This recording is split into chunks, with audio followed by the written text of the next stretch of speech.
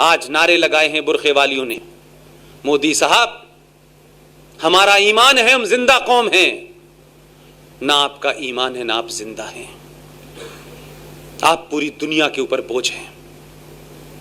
आपने पूरी दुनिया के अंदर वो चीजें दी हैं जो आपकी सभ्यता का हिस्सा नहीं था। जरा पढ़िए अपने इतिहास को। ये रेप शब्द, ये बलात्कार शब्द सनातन की संस्कृति का हिस्सा ही नहीं था।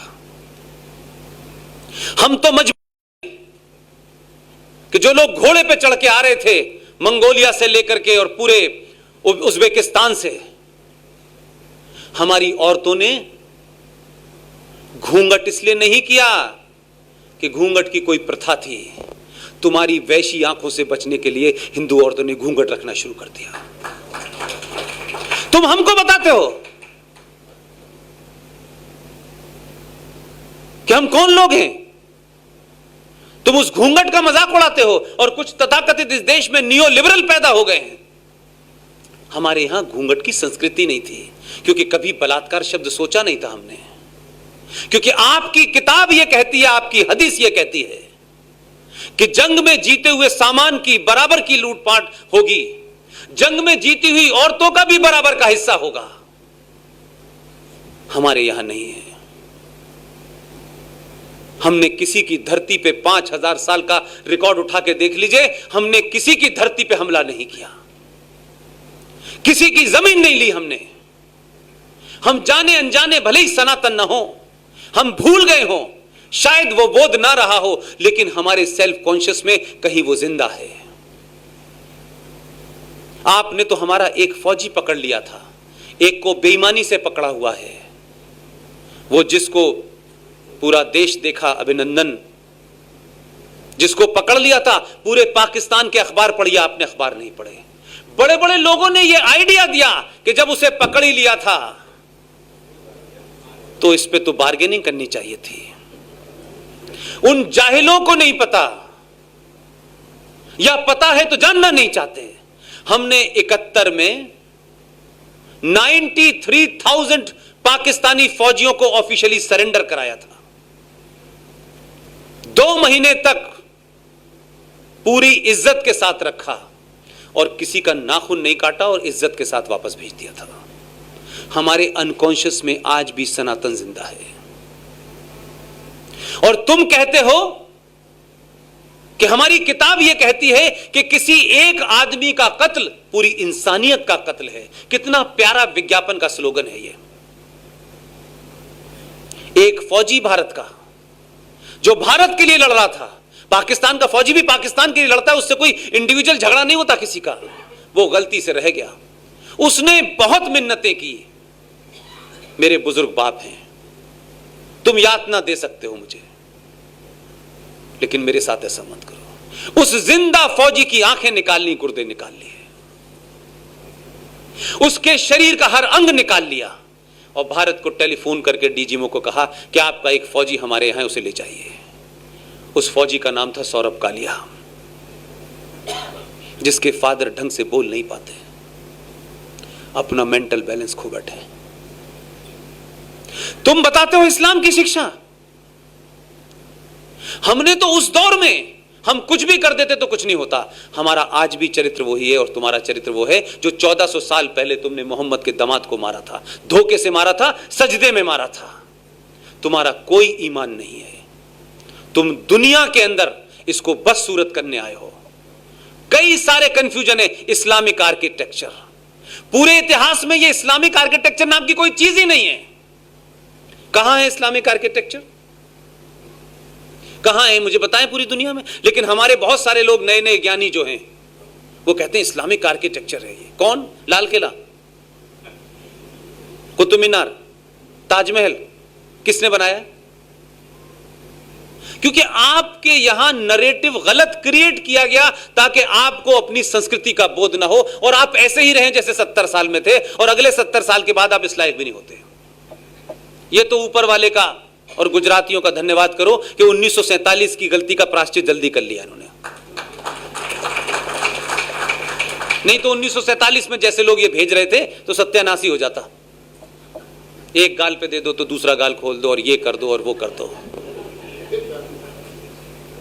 ये तो धन्यवाद देना चाहिए गुजरातियों को, पूरे देश का ऋणी होना चाहिए। मैं तो ओपनली कहता हूं, मैं तो उत्तर प्रदेश का रहने वाला हूं, कि गुजरातियों ने 1947 का प्रायश्चित जल्दी करा और दो भेजे। कहा कि एक गलती रास्ते पे जाए तो तुम उतरने मत देना। और जो रौब और जो स्टाइल नजर आ रही है लोकसभा में, लगता है कि बात हड़का देता होगा अकेले में। जो मैं कर रहा हूं मुझे करने दो। इतने लंबे समय के बाद पार्लियामेंट के अंदर इसको हिंदू मुस्लिम से छोड़ दें आप थोड़ी देर के लिए, माइनॉरिटी मेजॉरिटी में भी छोड़ दें आप, क्या आपको इस बात का कहीं कोई गर्व होता है, कोई हल्का सा भी एक एहसास होता है कि आज इस देश में 10 से 15 लोग, मैं कल आपके शहर में ही था, उसी समय पे जब मैं स्पीच दे रहा था, मेरे साथी सुशील पंडित लखनऊ में बोल रहे थे, RSN सिंह कहीं और बोल रहे थे। हम में से किसी का सरकार के साथ डायरेक्टली इनडायरेक्टली कोई संबंध नहीं है। कोई वजह तो होगी कि कुछ लोग अपने आप देश में कुछ करने निकले हैं। कोई वजह है कि रात के 10 बजे आप जैसा समाज मुझे सुन रहा है। आपको मजबूरी में बसों में भर के नहीं लाया गया है। यह कोई रैली नहीं हो रही है राहुल गांधी की कि बस में चलो, और जब बस के बाद इंटरव्यू पूछो तो बोले हमें पता नहीं हम क्यों आए हैं, हम तो यहां घूमने आए थे। इस पागल की कोई रैली में आता है? वो तो ये कह रहे हैं टेलीविजन पे, हमें क्या पता है कहां की रैली। तो मैं ये कह रहा हूं कि ये आपकी पहली स्टेज है। इस भारतीय समाज के जागृत होने की पहली निशानी है कि पूरा देश इस वक्त इतिहास को जानना चाहता है। और पहली निशानी सबसे डिफिकल्ट होती है, पहली स्टेज पे ज्यादा मेहनत करनी पड़ती है। लिहाजा हमारा कोई निजी स्वार्थ नहीं है, हमारा कोई निजी एजेंडा नहीं है। यह बात अलग है कि मैं अभी आपके लोगों से कह रहा था कि क्या किसी ने कभी सोचा था कि यह धारा 370 इतनी आसानी से हट जाएगी। और कमाल यह है कि जब हटी है, क्योंकि हमें एक बात बताई गई कि ये जो नाथूराम गॉडसे के लोग हैं, ये देखिए देश के संविधान को बदलना चाहते हैं, इनकी कभी मेजॉरिटी नहीं होगी। आपके आदमी को बड़ा करिश्मा आता है। जिस सदन में उसकी मेजॉरिटी नहीं थी, उसी में सबसे पहले 370 पास करा दिया उसने। ऐसा कोई बिल नहीं मिला इतना शार्पली डिवाइडेड बिल हो और उसको रखने में सरकार, और 24 घंटे में एक में पास कराया, 48 घंटे में दोनों में पास होके साइन शाम तक राष्ट्रपति के करा दिए। जाओ करो क्या करोगे। इसलिए जब आपकी पॉलिटिकल विल, हर चीज को आप वोट बैंक के नुक्ते नजर से देखेंगे तो दिक्कत होगी। कुछ चीजें राष्ट्र के लिए देखिए आपका बड़ा कंट्रीब्यूशन है।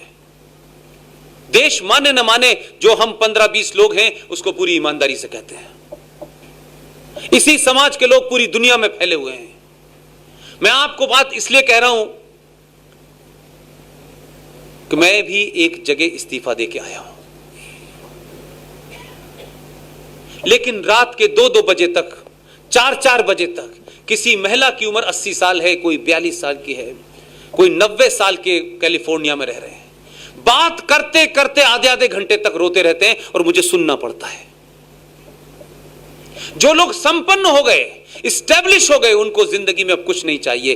क्या वजह है कि जिंदगी के इस मोड़ पे उनके अंदर राष्ट्रवाद और सनातन की इतनी भूख है कि 2 बजे मुझे फोन करके मेरे साथ रो रहे हैं।